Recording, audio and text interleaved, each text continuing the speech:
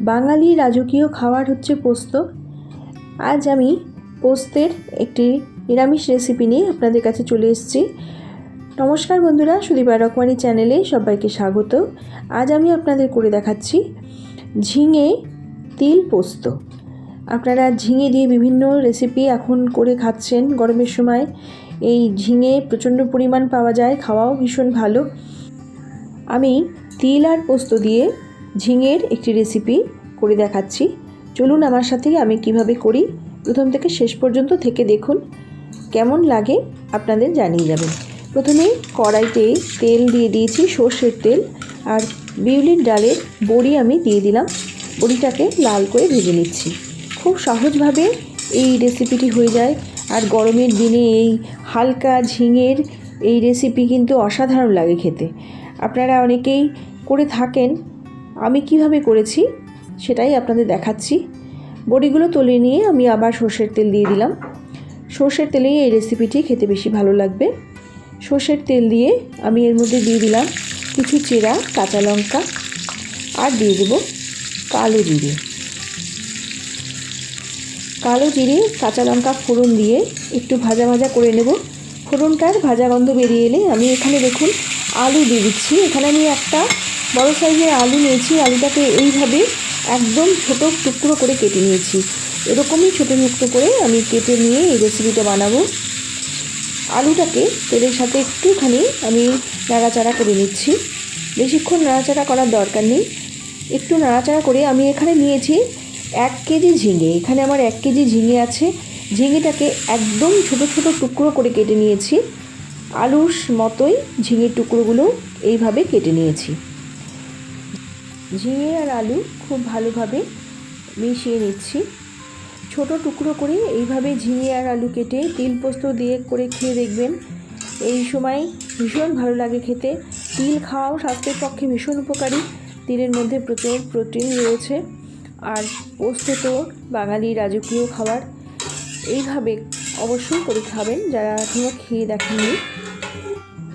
একটু সময় নাড়াচাড়া করে আমি একটি ঢাকনা দিয়ে গ্যাসের আঁচটা কমিয়ে ঢেকে দিলাম।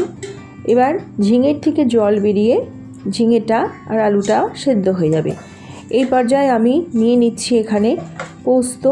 আমি এখানে 6 চামচ পোস্ত নিলাম, আর দিয়ে দিচ্ছি তিল। এখানে আমি 4 চামচ সাদা তিল নিয়েছি। এবার তিল আর পোস্তটাকে প্রথমে আমি মিক্সিতে শুকনো গুঁড়ো করে নেব, তারপরে কাঁচা লঙ্কা দিয়ে বেটে নেব। দেখুন বাটাটা আমার হয়ে গেছে। আমি এই পর্যায়ে ঢাকনা খুলে দিয়ে দিলাম ঝিঙেটার উপরে। এবার পোস্তটা আমি গ্রাইন্ডারটা ধুয়ে সে জলটাও দিয়ে দিলাম। এবার ভালো করে মিশিয়ে নিচ্ছি। ঝিঙের থেকে কতখানি জল বেরিয়েছে দেখুন। ঝিঙের জলেই সেদ্ধ হয়ে যাবে। আমি এক্সট্রা কিন্তু একটুও জল দিইনি, আপনারা দেখলেন। এইভাবে পোস্ত দুর্দান্ত লাগে খেতে গরমের এই সময়। হালকা পাতলা এই রেসিপি দারুণ লাগে খেতে। মসুরের ডালের সাথে ভাতে, গরম ভাতে দুর্দান্ত লাগবে এই ঝিঙে তিল পোস্ত রেসিপি। এবারে আমি দিয়ে দিচ্ছি এই পর্যায়ে বড়িগুলো। ভেজে রাখা বড়িগুলো দিয়ে দিলাম। বড়িগুলো দিয়ে আবার একটু নাড়াচাড়া করে নেব। ঝিঙে আর আলু আমার সম্পূর্ণ সেদ্ধ হয়ে গেছে। এবার পোস্তর সঙ্গে কিছুক্ষণ নাড়াচাড়া করে নিচ্ছি, একটু সময় টানিয়ে নেব।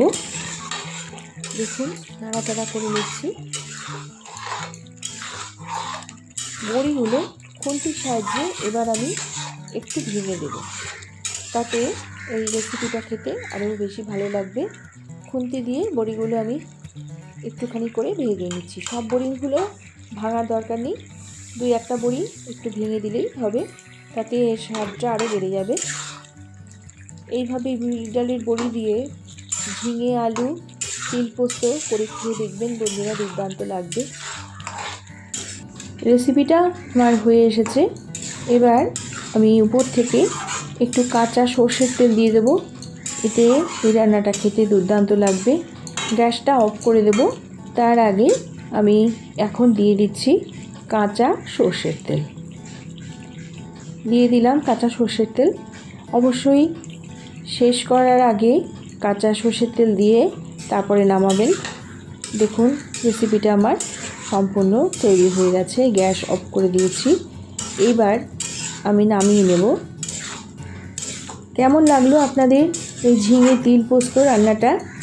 যদি ভালো লাগে তবে প্রথম থেকে শেষ পর্যন্ত দেখে একটি কমেন্ট রেখে যাবেন। গরমের সুস্বাদু একটি রেসিপি।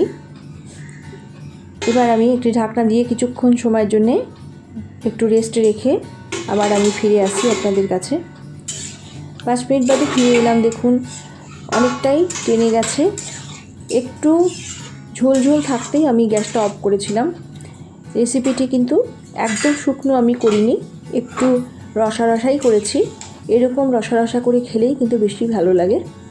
এবার বাটি নিয়ে নিয়েছি, সার্ভ করে নেব।